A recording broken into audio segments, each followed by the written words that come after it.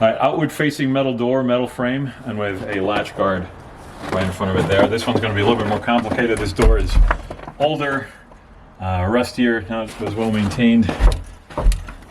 We're going to try and go behind the latch using the FirePik.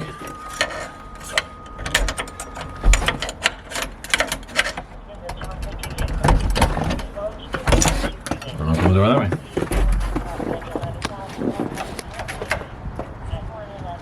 Try that again. Push in the door. That way we can get the Lloyd pin falling in if we can. We're going to go behind, angle it behind the latch, and then wriggle it in.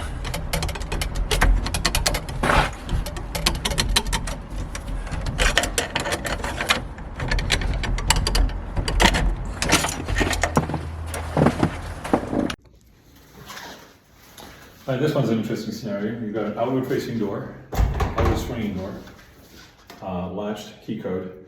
It also has this guard right in front of here, which is exactly to prevent the kinds of attacks we've been using with the shove knife. However, in that case, the Williams key or something equivalent goes behind that and opens it up.